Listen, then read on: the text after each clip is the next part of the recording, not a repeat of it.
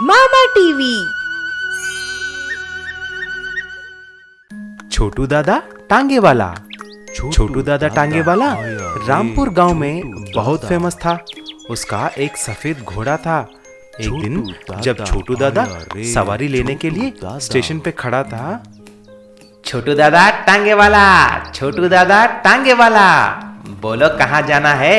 दिल्ली, आगरा, हैदराबाद, चेन्नई, मुंबई या कोलकाता? बोलो जहां भी जाना है लेके जाएगा हमारा घोड़ा। ऐसा पुकार रहा था कि इतने में एक आदमी कुमार आया और ऐसा बोला, छोटू दादा, तुम्हारे यहाँ कुछ काम है तो बोलो ना, मैं कुछ भी करने के लिए तैयार हूँ। तू ही एक सांड की तरह हो, तुम क्या काम करेगा रे? क्या आता है तुम्हें? अरे दादा, तुम काम बोलो, बस मैं टांगा पोंछ सकता हूँ, सवारी का सामान उठा सकता हूँ, तेरे घोड़े को ना चारा भी खिलाऊंगा और टांगा चला भी सकता हूँ। अरे तू टांगा चलाएगा तो मैं क्या करूं? गोबर उठाऊं उसका? चल ठीक है, मैं रोज का 100 रुपए दूंगा बस। हाँ चलेगा दादा। चल चल ठीक है चल। तभी एक लड़की वहां पर आती है। क्यों छोटू दादा, मार्केट चलेगा?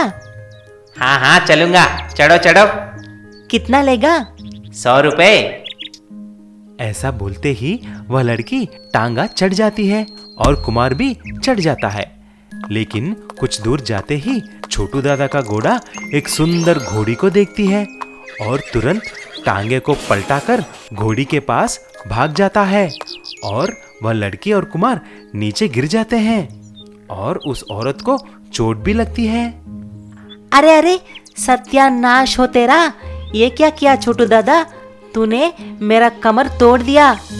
रुक, मैं अभी मेरे पति को फोन करती हूँ। वो एक पहलवान है, वो आकर तुम्हारा हड्डी पसली एक कर देंगे। अरे माँ जी, नहीं नहीं, मैं कुछ करूंगा, दया करके आप फोन मत करो। तभी वह कुमार की तरफ देखा और ऐसा बोला, क्यों रे कुमार, दिखने में हट्टा कट्टा है? चलो चल आ जाओ, आके घोड़े की तरह टांगे को खींच, हम मैडम जी को मार्केट तक पहुंचा देंगे। छोटू दादा, ये क्या, मैं कैसे खींच सकता हूँ? अरे तूने ही तो बोला रे, मैं कुछ भी करूंगा करके। आओ खींच टांगे को। मैडम आप चढ़ो ऊपर। बेचारा कुमार घोड़े की तरह आगे से टांगे को खींचने लगता है और धीरे धीरे से किसी भी तरह मार्केट तक लेके जाता है। तभी वह औरत, छोटू दादा, ये ले 50 रुपए, मुझे गिराने के लिए 50 रुपए फाइन है। अगली बार ऐसा हुआ तो मामला पुलिस तक जाएगा। अरे छोटू उस्ताद, मैंने क्या बोला और तूने क्या करवा दिया? पहले मैं टांगे से गिर गया और ऊपर से मुझसे ही खिंचवाया। अरे कुमार, बड़े बड़े शहरों में छोटे छोटे बातें होते रहते हैं, चिंता मत करो मेरे प्यारे कुमार। ये लो 20 रुपए, आज के लिए झंडू बम लगा के सो जाना। चल जाओ जाओ। ये कहानी कुछ साल पहले की थी। केलापुर नाम के एक गांव में एक आदमी शंकर गांव के सेंटर में एक मंदिर के पास कुछ लोगों के साथ ऐसा बोल रहा था, भाइयों और बहनों, सबको एक खुशखबरी दे रहा हूँ। हमारे केलापुर का सौभाग्य है कि बनाना बाबा इस महीने के 20 तारीख को यहाँ पर आ रहे हैं। अरे वो शंकर भाई, ये बनाना बाबा कौन है? हमारे गांव में क्यों आ रहे हैं? क्या तुम्हें बनाना बाबा मालूम नहीं? कहाँ से आए हो भाई? बनाना बाबा जिधर भी कदम रखे वहाँ पर सुख और संतोष भर गया है। वो कब कहाँ पर पहुँच जाते हैं किसी को नहीं पता, इसीलिए हम सब बाबा का स्वागत अच्छी तरह करेंगे, ठीक है? सभी लोग ठीक है कहकर वहां से चले गए। ठीक 20 तारीख के सुबह सभी लोग सेंटर में मंदिर के पास इकट्ठा हो जाते हैं।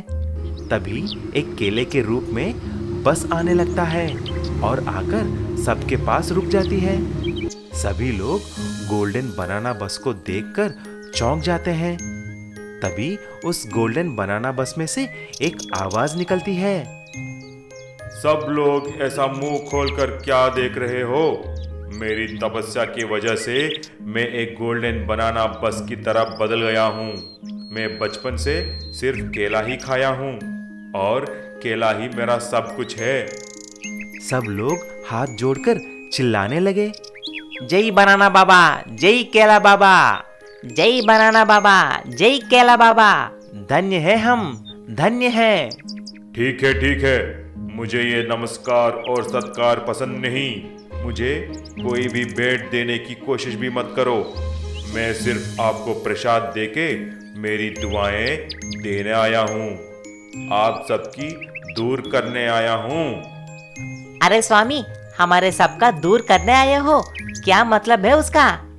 अरे वही, आपका दुख, दर्द, समस्याएं सब कुछ दूर करूंगा। पहले ये प्रसाद लो और गांव में सबको खिलाना और खासकर पुलिस वालों को देना।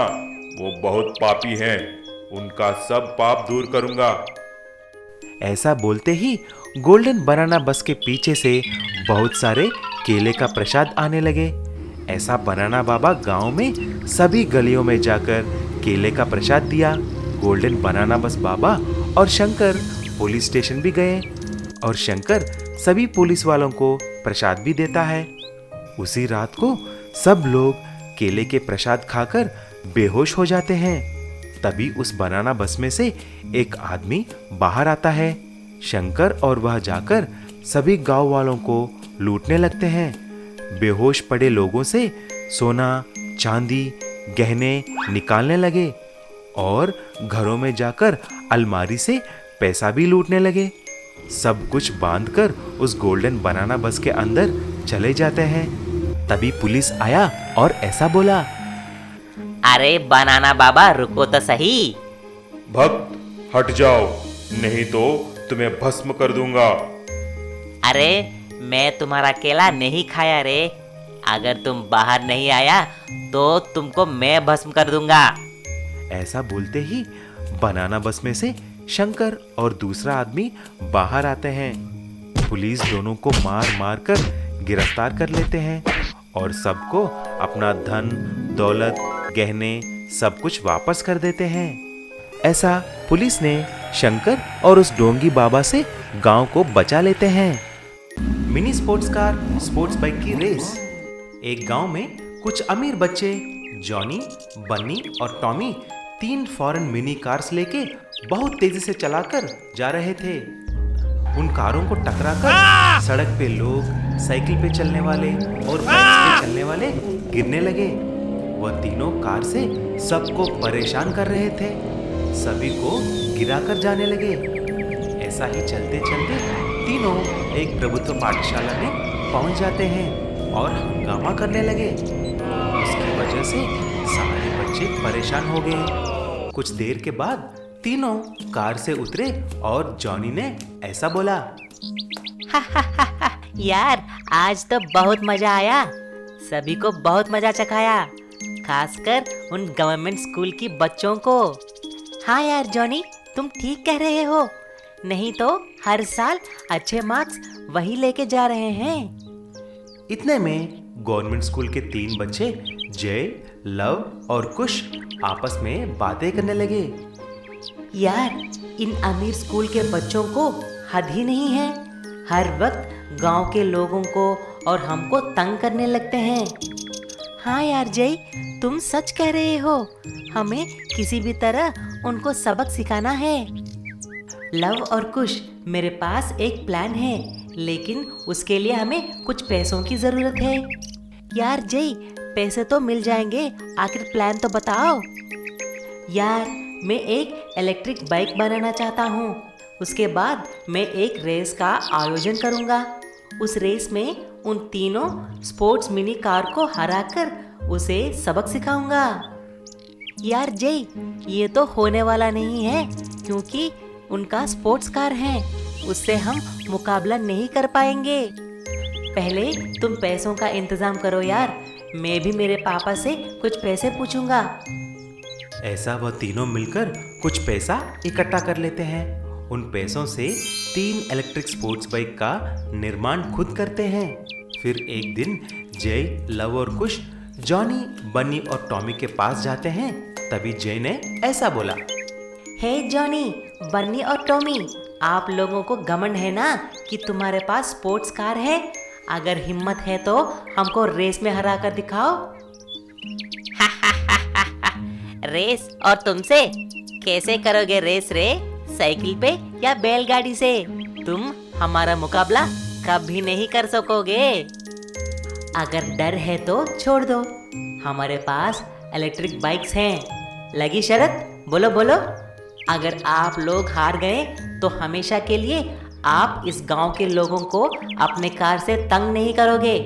अगर हम हार गए तो ये 3 बाइक आपको दे देंगे। ऐसा बोलकर रेस का आयोजन करते हैं। 3 कार और बाइक रेस के लिए खड़े हो जाते हैं। तभी जय ने बोला। लव और कुश, आप लोग जब मैं इशारा करता हूँ आप अपने बाइक्स को उनके कार के ऊपर चढ़ा देना, ठीक है? जब रेस शुरू हुआ, स्पोर्ट्स कार आगे निकलने लगे। तभी जय ने इशारा किया। तुरंत जय, लव और कुश एक ही साथ अपनी 3 बाइक्स को उन कारों के ऊपर चढ़ा देते हैं। लेकिन ये बात जॉनी, बनी और टॉमी को पता ही नहीं था। और जब रेस खत्म होने ही वाला था, जय फिर से इशारा करता है। तभी तीनों बाइक कारों के ऊपर से नीचे उतरकर जय, लव और कुश रेस जीत जाते हैं।